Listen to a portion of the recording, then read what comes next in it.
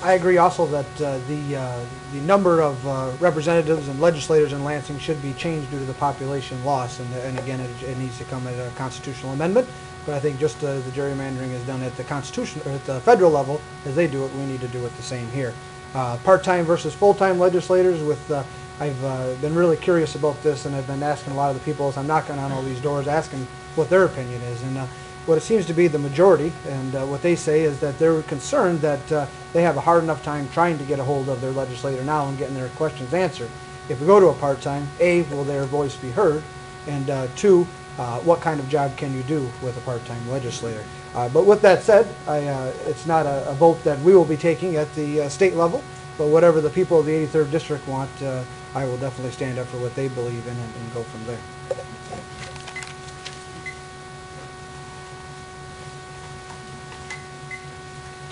Next, we'll hear from Mr. Al Broughton. It is a constitutional issue. I believe the people of the 83rd District want a full-time representative. If you've walked this district from the northwest corner down to the city of Port Huron, it's a huge district.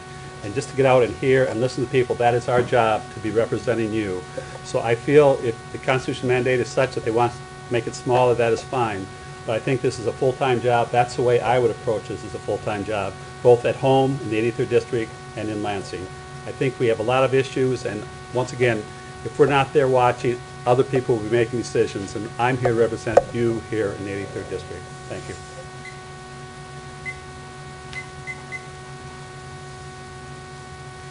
Next, we'll hear from Mr. Alan Lewandowski. I don't believe we should have a part-time legislator, and there's a couple reasons why I believe that. One is a lot of these board members in other states that are on the legislature, they sit on corporate boards and they get paid a great salary to sit on these boards, but then you have to make the decision, do I vote with the corporation that's actually paying my salary, or do I vote the way I want to vote because I don't have anybody to answer to besides the people in my district? And I think that's a real problem. You have to watch for that. And secondly, the other thing I have issue with the part-time legislator is when you're working in Lansing, it's a full-time job. And I was talking to John Espinoza, and like he told me, it's one of the most expensive jobs he's ever had. Besides the point of you're actually, being working full-time. Like for me, driving from Port Huron to Sandusky is a quarter of a tank of gas every time I come up this way, and it's more than one time a week you're doing that, and your tires and your cars. And I think if you want to have qualified people that want to go there, you need to make sure you're paying your legislators a responsible amount of money that they can live on and still afford to go out and meet everybody in their district there.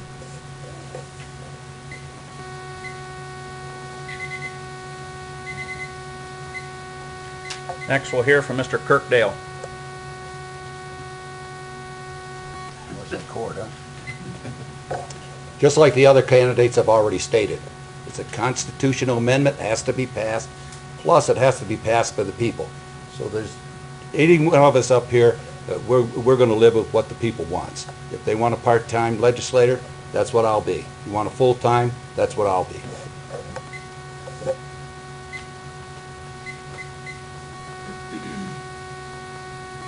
Next, we'll hear from Mr. Ed Smith.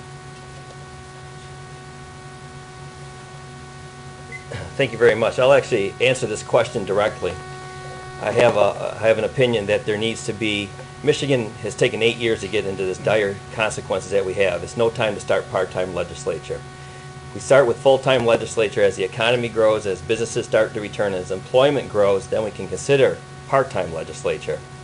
I do believe that there should be less representatives and less senators because of the 1 million people that we've lost in the state of Michigan. And specifically, state reps represent 100,000 people. There should be 10 less of us.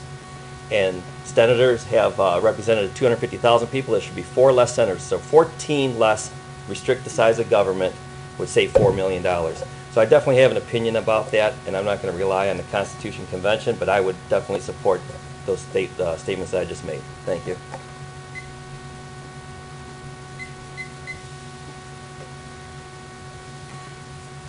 Again, we'll let the state Senate candidates respond to this, and I'll read the question one more time.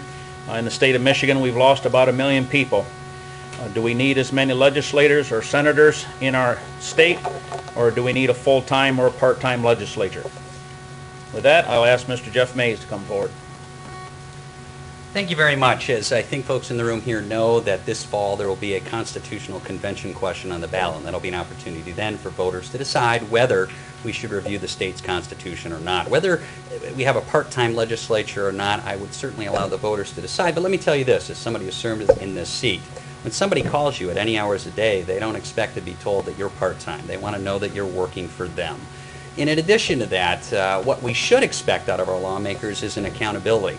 We should expect to see when candidates are running for office and when they're serving office, where they're getting their money from, where they're getting their income from, who is influencing the decisions when they are in office itself. That would be very valuable. Michigan continues to have some of the smallest ethics laws in terms of seeing how people are compensated outside of their work as a state lawmaker. What you all as voters should expect that for those that you elect, that they will be available, involved, and prepared to listen. And that's why I'm proud, and I think I have the energy to do that job at this time.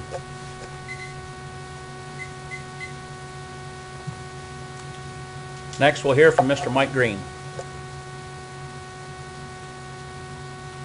Well, you can hear good points and bad points about each one of the ideas that we have about limiting legislature. But the fact is, there's a whole lot of legislators down there that are part-time now, you believe it or not. That's why I think it's important that all of you keep track of what your legislator is doing, whether he's term limited or whether he is doing his job or not. And the only way you can do that is look at his record. If you look at his record, you can find out exactly what he's doing. Is he voting right for someone that you'd like to vote, or is he only voting, he's only telling you the good things that he's voting for? So I encourage each one of you to look at your own legislator. Do I support term limits? Sure, I supported them. I voted for them before I ever was a legislator. Would I vote for a part-time legislature? Sure, if that's what the people want.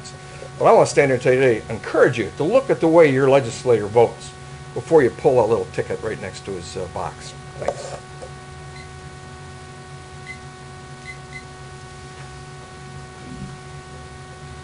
Next, we'll hear from Mr. Paul Mezzo.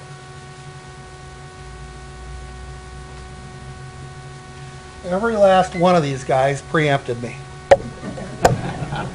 I think it's all about the quality of service you're getting. If Michigan's economy was thundering along the way it was 10 or 12 years ago, we wouldn't have a lot of complaints. But we have complaints. We have complaints because we're seeing the wrong things done. Now, in terms of how I would serve, I've spoke to 87 different township meetings, and I'll tell you what I tell them at the end of each time I talk. And that is that as your senator, I pledge to be somewhere every 2 weeks speaking to a civic group like this, or a township meeting, or a county meeting. Now that people say, well, how are you going to do that? Don't promise something you might not have time for. Well, why wouldn't you have time for doing the right thing?